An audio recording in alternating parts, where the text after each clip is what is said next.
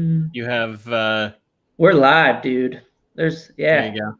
Boom. And we have an excellent guest today, which I'll introduce in a second. But this is a super relevant conversation for us to have in light of COVID and people talking about things like pandemic pods and micro schools. Schools aren't opening. What are families to do? In a lot of places, advantaged families are seeking out pods and stuff. But there's a new app or a new website, at least, out called Schoolhouse. And I shared in my Twitter feed, at least, the link to the website. But it's actually helping parents and families link up with educators to seek out educational options that are working for their children right now. So there's a huge demand for this right now. And so I really want to introduce our guest, Joe Connor. He's actually the co-founder and COO of this new organization called Schoolhouse. Thanks so much for joining us today, Joe. Thanks for having me, Corey. Excited to be here.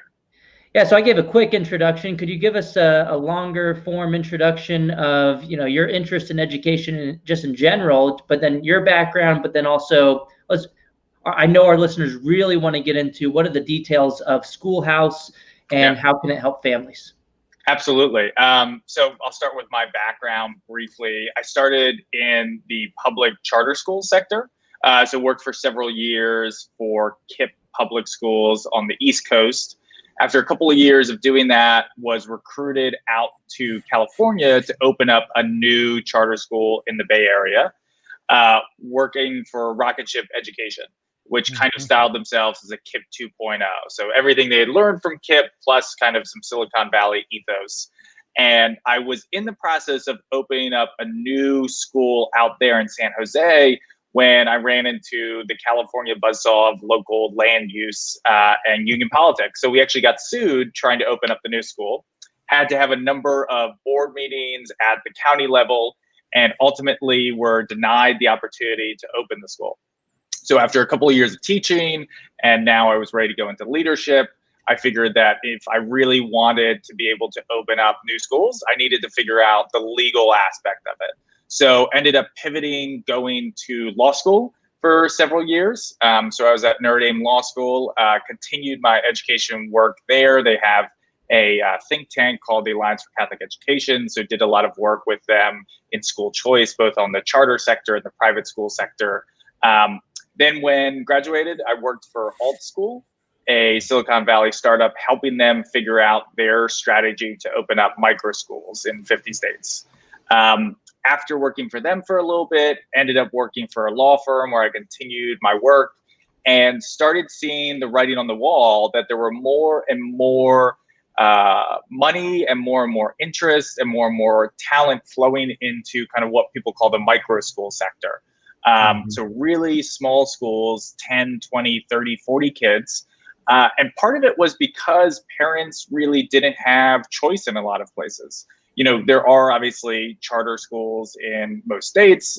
Also, some states have private school vouchers and tax credit scholarships and ESAs, but majority are still not well served by the choice sector. And so a lot of people were kind of voting with their feet in their pocketbook and leaving the local public schools and going to these smaller schools. And so for the last couple of years, I helped a number of clients open up new, small micro schools. And so that's kind of where the idea for Schoolhouse came from, that the most important part of any education that I saw as an educator was the teacher, right? And I think most people kind of know this intuitively, that when you look back on your high school, middle school experience, you're not thinking about the time when your school got new computers. It's usually about like that great teacher, that great math teacher, that great biology teacher, whatever it is. And so we started with that as really kind of the kernel of our idea, and then built out the company around it. And so we started and we recruited about 20 teachers across the country to open up their own micro schools. And so this was in winter of 2020. And then when COVID struck in March 2020, all of a sudden we had all these great teachers and they no longer wanted to open up their own schools because they didn't think it was safe. So at the time, we started placing them in people's homes. And so we had some of the first learning pods in the entire country open up here in New York City, which is where I'm located, and the New York and northeastern suburbs. And so we had our initial cohort that ran throughout the summer and was super successful. And then we've just been kind of scaling up to meet demand ever since. So what does that look like for a family, like for a teacher? A teacher gets, because we read about this, right? In the Bay Area, there was a story that came out. I want to say it was SF Gate put it out. They said something like these families are hiring, they're getting together and they're saying, we can meet at my house. Maybe we rotate through houses. That's okay too. But you can come to my house and this teacher is just going to, what do they call it? Like embed. I think that was so the teacher embeds with these families. That way they all know each other. They're all safe. And that was from the COVID perspective, right? Like we're all going to quarantine together in a sense. And that way we know we have confidence that everyone's safe. How does that look for Schoolhouse? Is that similar? Yeah, great question. So we take all the precautions that we need to based on where the pod is located. So we typically follow the local and state guidance. So it looks a little bit different depending on where we're located, and then also follow kind of best practices from the CDC. But generally our pods are small. So it's 4 to 8 kids.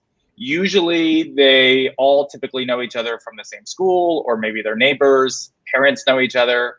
And what we have to do as part of our process is make sure everyone's on the same page when it comes to safety. So we work pretty extensively and have what we call pod success managers work with the parents and the teacher to make sure that everyone's on the same page when it comes to safety. So that looks different in different pods. Some are masked, some are outdoors, some are 6 feet apart. But basically we're kind of following what, I think everyone is used to at this time. And we're making sure that kind of everyone is on board with the same safety procedures. And honestly, that's actually one of the most important things when people are thinking about forming their own learning pods, is really making sure that everyone gets a say in what they think the right procedure should be, and then kind of making sure that they're on the same page. And so we typically do that and have a process for doing it where we actually have everyone fill that out and then kind of sign on the dotted line. Could you give us some examples of what teachers have been saying about this setup? What are the pros and cons, and then also what are families saying? Why are families seeking these out right now? Is it a COVID thing? Is it just because they've always liked this model? Right. What are you hearing on the ground? Yeah. So I mean, from the teacher perspective, teachers generally love it. So on average, our teachers are making about 10 to 20% more than their last job. And they're doing that with a smaller class size. So as I said, most of our pods are between 4 and 8 kids. So it's a pretty good deal to be able to get paid more to actually have less students. When I was a teacher in California, I had 36 students. And so many of our pods are kind of, a small fraction of that. And it really allows the teacher to reach each student individually and personalize it in a way that can be really tough if you're talking about a classroom with 20, 25 people. In addition to that, the teachers really like the flexibility. So our pods, since they don't have to follow kind of a centralized district schedule, they can start a little bit later. So we have some pods that start at 9 because teachers want to be there in the morning for their kids at breakfast, and then they want to go to work. We also have kind of flexible hours for the teachers, so they can end earlier too if they wanted to. And then the other thing that they really value is autonomy. So we have a number of pods in different states, but we don't have a single methodology or ideology, right? So we're not Montessori, we're not Waldorf. People can kind of pick and choose what they want. And so we have just a number of different providers on the platform. Some are Montessori, some are Waldorf, some are just college prep. We have some that are religious-based. People and the teachers kind of really figure out together jointly what it is they want to teach. And the teachers honestly find that super compelling. And then on the parents' side— Just real quick before you get into the families, I mean, this kind of reminds me of something we've talked about for the past few months on this podcast is, there were different public school districts, including Denver Public Schools, issuing formal statements about pandemic pods and urging them not to hire the public school teachers as if the public school teachers couldn't figure it out for themselves. And it sounds a lot like what you're saying is that fear is because these school systems in some places are starting to understand that teachers might like this deal. They may see that they can get paid more for a class that's a fraction of the size with a lot more autonomy. Yeah.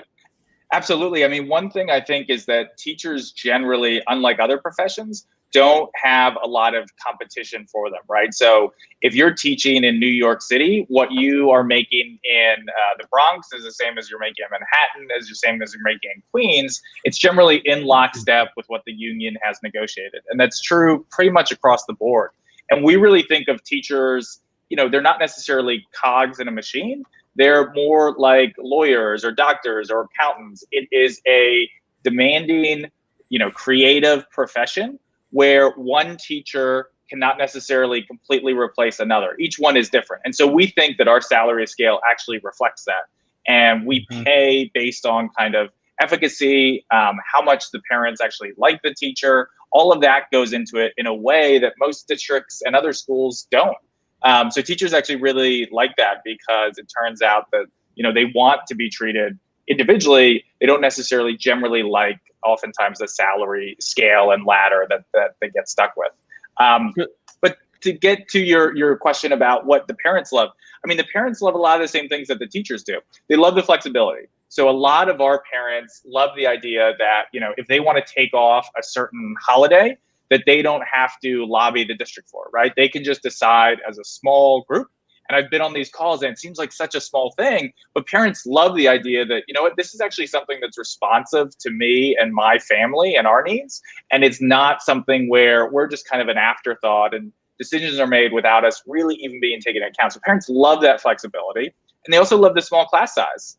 They love the idea that kids who have been stuck at home now doing remote learning without their peers are now able to safely socialize with 4 to 5 other kids and really have kind of some great peer-to-peer interactions. So this is interesting. Right now the teachers, I assume, I don't know this. You can give us some color around this. Sure, Joe. The teachers that are adopting this right now are, when you look at just traditional economic models and marketing models, you kind of combine those two. You say these are the early adopters, right? Right. These are the entrepreneurial teachers that are like, hey, maybe I can make a go of it, and I'm willing to roll the dice, right? I'm going to take that risk. Yep. It'll be interesting to see if that can last long enough so that the kind of more hesitant group of teachers will say, well, there's a big group of teachers out there that have made a lot of money. It's not so risky anymore because it's been around long enough, right? Whatever that is. Right. I don't know what long enough is, but tell us about that, Joe. What have you seen? Yeah, absolutely. That was a big part of our recruiting process. Teachers were quite candid. Hey, are you guys going to be around in a year or 2 years? This is my career. This is important to me. I need to know that. And so we really told them kind of our long-term vision, which is allowing basically anyone, anywhere to open up their own small school. So if that's in, Chelsea and Manhattan, or if that's out in Wyoming, we want to be really the platform and the provider for talented teachers to go and find those families who are looking for a more personalized education. And so I think our teachers know that because we've spent so much time with them. And really what we're doing now with our parents is we're trying to roll out that vision to them as well. A lot of parents found us because they had this immediate need. Their local school district had closed. They were only doing remote. They needed help with childcare. They needed help with education. And so we kind of quickly filled that need. But now, as it seems like COVID's demise, hopefully, is on the horizon, it seems like more and more parents are actually interested, not just in us as a COVID-19 solution, but us as kind of a long-term solution. And so we're working with parents for fall 2021. We already have people who have renewed for them, and we're kind of working with them to set up their schools for that year and the following years. Yeah, so how's demand looking in the short run, at least for the time being, and how's that going? And then also, are there any families coming to you and saying, hey, I heard of these school choice programs in X, Y, or Z state. Is that available? Yeah. Because funding might be a problem for some for some families. Yeah, so are you hearing absolutely. anything like that? Yeah, so demand has been steady throughout the year. I would say typically to kind of most school and education products, we saw a real big spike in demand during the summer, and then one also in December leading up to January. Outside of that, there's still kind of a steady demand. And we are seeing, I think, more and more people beginning to make plans for fall 2021. With regards to your question about school choice, we have, I think, created and have found and tapped into this really strong parent, I'd say, kind of power, right? One of the things that I learned from my time at charter schools is that honestly, the best advocates are usually the parents and students themselves. And so we are working with our parents to try to figure out how can we support them. And so part of that is, I think, partnering with states. And so we're exploring a number of options in different states. And then also partnering with some philanthropic orgs. And both of those are to make sure that, as we grow and scale as a model, that we can scale and serve people across the income level, not necessarily just those who can afford our tuition, but people kind of at all different income levels. Mm-hmm. Yeah, it looks like Shauna Anderson in the chat is pointing out how there are several states right now that have bills to fund students directly through an education savings account, which could be used for these types of micro schools and pandemic pods. EFI actually has a map that I'll put in the comments as well. I think there's at least 14 states that have already just this month introduced these types of bills. Some states will be more likely to pass them than others, obviously, based on legislative makeup. But that's and it's going to be interesting to see how that unfolds. Oh, and for our listeners, a reminder is this week is actually National School Choice Week, so this is highly relevant right now. So, Joe, we like to ask all of our guests, what are some of the arguments you've heard against this proposition? What's the main pushback, or at least one or two of the points of pushback, and why do you think that's irrelevant, or if it's not a legitimate concern? Yeah, I mean, one big argument I think is kind of the equity issue, right? If we're only helping people who have kind of the money and the wherewithal to buy our products, then what about kind of those left behind? And so I think my answer to that is we have a number of ways we're making sure we serve low-income families and communities. The number one way that we're doing right now is actually sliding scale tuitions. So we have a number of pods where parents who can have agreed to pay more so that some students can go for reduced cost or actually completely free. And so we have some of those in New York and DC and Boston.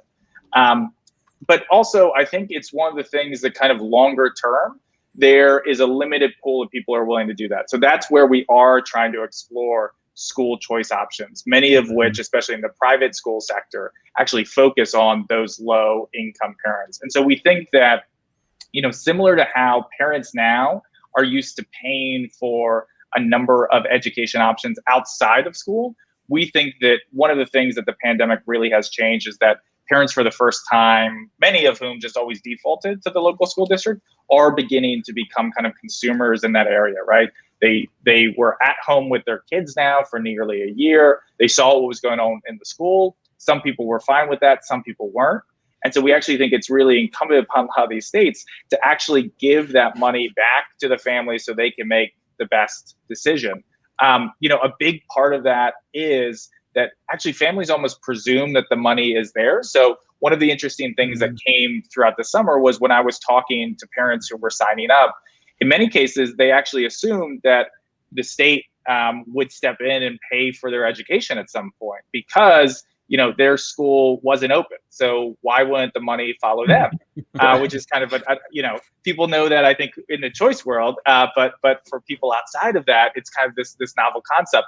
And we often had to tell them, that's not really an option for most people. And so I think a lot of it is just kind of continuing to push on that momentum that was gained through parent advocacy, which has been so strong throughout this pandemic. So I'm interested. I want to go back just a little bit, Joe, to just a couple minutes back. I won't go too far back in the conversation. Just a couple minutes. So we were talking about teachers and early adopters. Right. I think maybe now I would be interested to hear how you pitch teachers on this, because I mean, obviously it's not going to be a fit for everybody, right? So you don't want to hard sell the teachers and be like, no, you really should be doing this. But look, I mean, if you want to do it, great. And here's why you should do it. How do you get people that you're like, man, I know that you would be a fantastic teacher for Schoolhouse, and I get that the risk is there. I can't make it go away, but here's the pitch. Like, what is that? How do you talk to a teacher like that? Yeah, honestly, we think a lot about it in terms of incentives, right? So if they're going to take on this risk, we also want them to take on some reward. And so part of what we do actually is have them allowed to increase their earnings if they add new students. So we actually just had someone add, I think, 3 new students. And as a result, they saw their salary go up, I think about by $6K. So part of this is, right, if you're willing to come with us, you're willing to take on some of that risk, we want to reward you. And although it's, once again, like a novel idea of kind of paying teachers more for, better performance and teaching more kids, that has actually been kind of a compelling prospect for many of our early teachers who I think, as you said, Matt, are quite entrepreneurial, right? These are people who, we have people with masters and PhDs and people who have second career as teachers, right? So they're coming from the sales world or the financial world. And so they are, I think, maybe more used to kind of some of that risk and upside. And I mean, in the traditional system, for listeners who aren't aware of how the traditional public school system typically works, is you get paid mostly just based on how long you've been sitting in the system, regardless of how well you do. And so it looks like Schoolhouse is especially beneficial for the teachers who feel like they're not being rewarded in the traditional public school system for doing a really good job. And you mentioned earlier, Joe, that it's kind of based on the feedback from the parents and reviews and their effectiveness, which I think that's a perfect incentive structure. Not perfect, but a better incentive structure than what we have currently. Another kind of theme I wanted to hit on here is, what are some of the benefits that are hard to attain in the traditional one-size-fits-all system that you see that's more likely to happen in a home-based setting or this kind of micro school setting? I mean, there's obvious differences between the factory model and this kind of one-on-one model. What are the main kind of benefits there for families? Yeah, I would say one is just that individual attention, right? So what we've seen is that parents are super impressed with how quickly our teachers can move through the material and kind of cover everything that they need to for, say, kindergarten when the class size is so small. So we actually had a kindergarten pod finish everything that they needed to know according, to the state by the end of December. So they're moving on to the first grade curriculum already, which is really exciting for the parents. I don't believe it for a second, Joe. It's impossible. You're glossing over stuff. Yeah, no, and it is. I mean, it's honestly one of those things where it's just like when you get rid of, all of the transitions and recess and lunch and all of those other things that I think people take just as gospel, right? That they have to be a part of the school day. It's really exciting what the pods can accomplish. So I'd say that's one thing. And then the other one is that, parents are not just kind of a monolith. And I think oftentimes the schools treat them like that, right? Basically, public schools kind of presume that there is one, student that kind of exists throughout the school. And that's like the single person that they're teaching towards, when, any educator knows, right? There are people kind of below or above that student. There are people who have, maybe engineering interests, or maybe they have artistic interests. And so what we are really able to do is have our teacher figure out what those deep interests and passions are of our students and really kind of go for it. So we actually had a pod that had a little bit of an entrepreneurial bent, and they started their own energy drink company and started selling energy drinks to their neighbors, in the middle of the pandemic. And that was something that it was a group of like 5th grade boys, and that's really what they wanted to do. And they were super excited, and, they still do it today and love talking about it. So that's cool. Super interesting that you can kind of adapt and create your own model specific to each individual student and learning pod. Mm-hmm. Hey, but Joe, a lot of people say, these big factory schools are awesome because you get all this positive socialization that can occur in the public schools, where these small communities, you're not going to get socialization. So what is your response?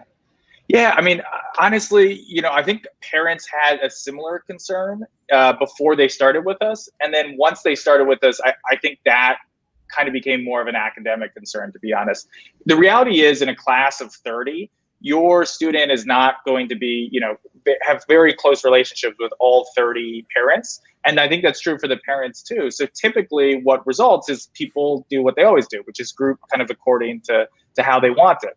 And so our pods, in some sense, are those kind of small groups that, if, I don't know, there's a bunch of boys and they play basketball, right? All the parents kind of know each other and all the boys hang out together. We have those groups kind of across the spectrum, right? And I think the other thing is also that there is a need for socialization, but it's not necessarily accomplished by having large class sizes. I think socialization can be important, for certain activities and certain subjects, but for the average learning situation, I think generally we know that smaller is better when it comes to that, because you get more personalized and individualized instruction. And so we have socialization that can happen across pods, and certainly post-pandemic, we think a lot more of that will. But parents and students are typically very happy with their small group of 6 kids. Well, and a lot of that, what gets lost in that framing coming from the other side, is that there are positive forms of socialization, but there are negative forms of socialization as well. And if you're getting lost in this big school system, it's more likely that you're going to get caught up in a lot of the negative forms of socialization that I actually experienced in my public schools in middle school. I mean, there's the gang activity, drug activity. I didn't partake in the drugs or the gangs, but it was there, and it was that's true. That can rub off on certain students, and I think that's less likely to happen when it's like a real small group, 4 to 8 students, and there's more supervision.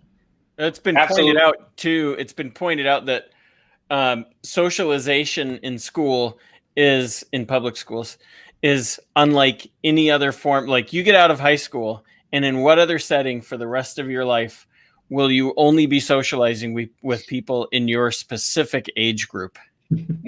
Right.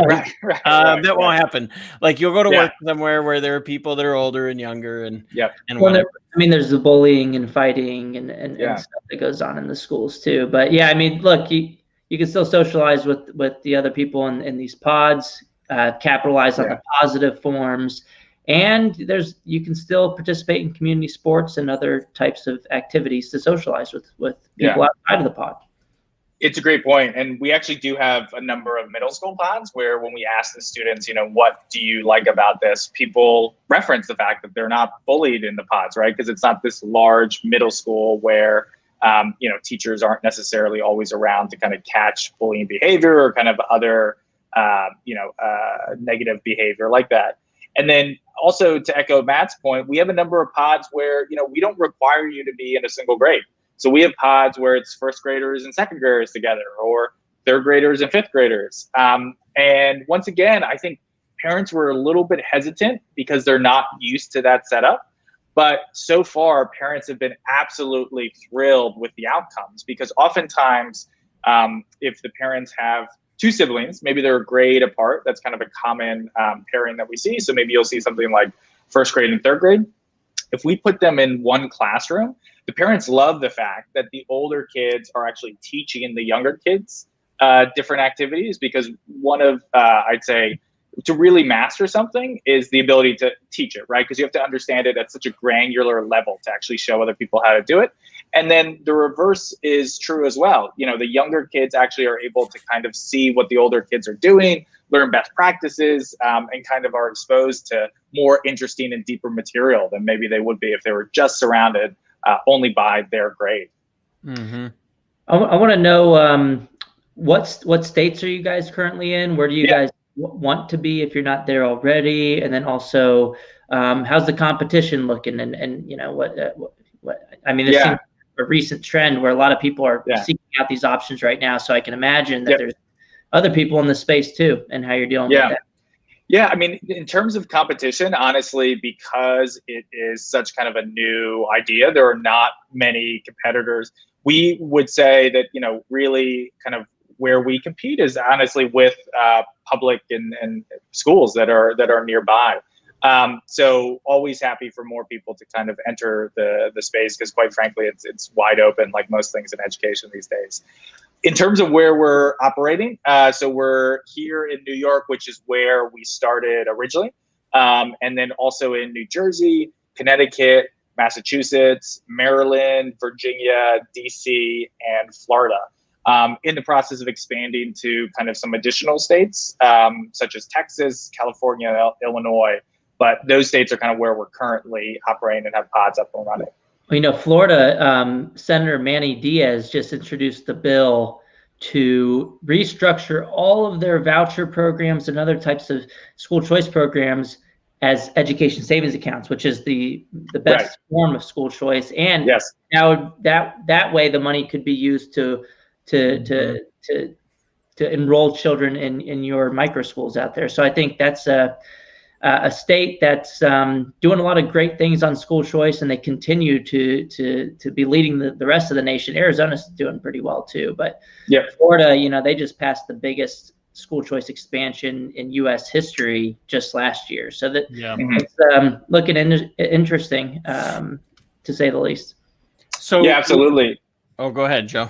Go ahead. I was just gonna say I think as you referenced earlier, Corey, there has been, I'd say, pretty widespread action across different states. Obviously, Florida, as you mentioned, but I think for a lot of legislatures, who have families who have kids, the school choice issue really became personal this past year, when most people were left with kind of the option of remote or nothing. And so I think that it seems like we're kind of on a sea change just across the United States in access to these programs, hopefully. I mean, the teachers unions almost have overplayed their hand here, where the longer they stay closed, the better for alternative systems to the traditional public school system, because the longer that families start to get to seek out alternatives to public schools, the more likely they're going to say that I don't want to send my kid back to the traditional public school because I've figured it out through private opportunities, such as things like Schoolhouse. So I mean, in a sense, it's they're kind of shooting themselves in the foot by keeping the schools closed longer. It's a weird thing to kind of hope for, and it's definitely a weird thing to watch happen, right? It's like everyone can see it from the outside, but anyway, I won't go on that. I have a question for you though, Joe. We got a question from someone on Facebook, Peggy, and it speaks to this idea that we've been talking about, these programs, right, where ESAs are available to in some cases, well, I don't think there are any cases yet where they're available to everybody. I think they're available to certain populations, right? Like the Hope Scholarship in Florida is, and I guess that's a scholarship. It's not really an ESA, but anyway, some of these programs are available to specific groups. One of those groups that often, in fact, that's usually the first program that gets put in, is for kids with special needs, right? So she asked this question. She says, I imagine this is even better for kids with special needs, although is there a shortage of those professionals? I think it's a good question for you. How do you have any pods that are focused on that, or that just are, what in the education world you would call it, it's an inclusion model versus a pullout model? Tell us about that. Yeah, it's a great question, and something that's super important to us at Schoolhouse. We do have pods where there are students with documented special education needs, and also pods, I think, where parents and teachers maybe suspect that there might be kind of some special education needs in the future. There obviously is a huge demand for that. We haven't had any problem on our end finding educators who have those skills. Really, oftentimes it's just kind of specific trainings for certain types of special needs kids that we need to access. But But our model is inclusion. So we wouldn't necessarily have kind of a full model just for special ed. We think that there's a benefit, and I think generally most people would agree at this point that there is a benefit to kind of trying to have kids in an inclusion model as much as possible, because that is probably kind of the best practice for the real world, where most of kind of what you are teaching kids are to kind of have certain responses and strategies and maybe certain tools that they can use to interact, when they kind of graduate and move on to their profession. Mm-hmm. So yeah, I mean, it's something that we're always happy to talk with interested parents about, and we have a number of happy parents who can serve as references for those pods. Cool. Yes, I have a couple more questions. One is, sure. Obviously people are seeking this out right now because a lot of the public schools aren't open for in-person. They want in-person. Other people don't like the factory model of education, or maybe they're seeing on remote learning that the teachers aren't teaching in the way that they like, so they're seeking out alternatives. Are some families seeking out Schoolhouse and these kind of micro schools because of safety reasons? Because just because they think their kids are more likely to get it in a school setting, where maybe they're less likely to get it the virus in a smaller setting, like a school? Yeah, it's a good question. We do have, I'd say, a number of reasons why people join. One of the major ones right now, because of the pandemic, is safety. So I think that especially early on, parents were not necessarily too pleased with how the schools were reacting. Especially over the summer and during the spring, a lot of the schools had months to prepare. And when they laid out the reopening plans, a lot of our parents got quite nervous about, this seems like this is too many kids in a classroom. I don't necessarily know that it makes sense to go back kind of this often, or they didn't really think that they had a great handle on it. So we do have a number of parents and students where the families are quite COVID cautious. So that's kind of, I would say, a big driver of a lot of our parents right now. And as far as the precautions in the micro schools, is that up to the guide or teacher? Is it one size fits all, where you guys have a regulation in place where everybody has to do Y or Z, or is it a little bit both? Or yeah, like most things, we let the pods kind of often decide for themselves. We have some minimum safety requirements, so we're always pushing, obviously, hand sanitizing, always making sure that families outside of the pod are kind of abiding by, just reasonable precautions when it comes to COVID. But outside of that, what a pod looks like in Florida versus what it looks like in New York City is quite different, and we think that often makes sense based on kind of those local conditions. So while we do, strive to make sure all of the pods are safe, we do let the parents kind of pick what that means for them. And so for those parents and families who are super cautious, we have some pods where it's taking place outdoors year round, even in the Northeast. Kids are 6 feet apart, they're masked, and that's because that's kind of the parents' and teachers' choice. That was what they wanted from the beginning. And so we help facilitate and set that up for them. So let's talk cost. Public schools in the U.S. spend on average $15,424 per child per year. What's the range for Schoolhouse? I know you said earlier that for disadvantaged families there are discounts and whatnot. But what's the average kind of range that you guys are seeing? Yeah, so average cost for a pod of 8 kids is about $14,000. So we are quite affordable when you compare us to certainly a lot of local private schools. And we are working, as I said before, to make sure that anyone has access to us. So if cost is an issue for anyone listening to this or thinking about Schoolhouse, please feel free to reach out, because we do have financial aid options available. And that's kind of throughout the process. We would make sure that anyone who has an issue with paying would be covered under that. But 14,000 puts us kind of right in a nice spot for competing with private schools in many places in the Northeast and Florida. And for that, you get a full teacher, 25 hours a week, who's teaching a very small class size. And honestly, the results are pretty incredible. As I said before, we do have some pods that are covering, double the amount of material in the same time. So parents, although it certainly is costly for some families, parents, generally say that it's well worth the cost based on kind of the quality that they're getting in terms of an education. Yeah, and if you're in a state that has a education savings account, for example, and they could use some of that funding in addition, and you said you guys have some type of discounts for if you're a lower income family, for example. Would they be able to use the ESA in addition to that discount in order to attend one of those schools? Yeah, absolutely. We have the financial aid and also open into using kind of any type of school choice programs that are local and available for those families. And, as we expand, as I was talking about, into other states, always open to kind of making more use of those. And as states like Florida pass kind of more comprehensive school choice programs, we're always looking into and making sure that our families can benefit from those.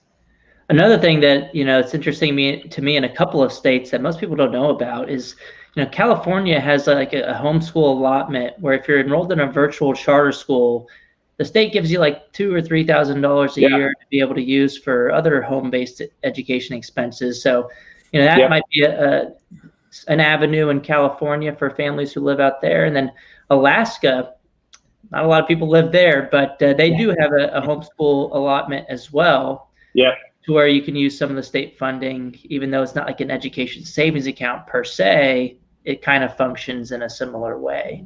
And there's a few other states I think that have like textbook credits and things. I know that Iowa has that for homeschoolers. And I would say for any listeners, there's always kind of different programs. It obviously depends on where you live, but I think more and more programs are being brought on all the time. So always important, I think, to kind of check out what's available locally.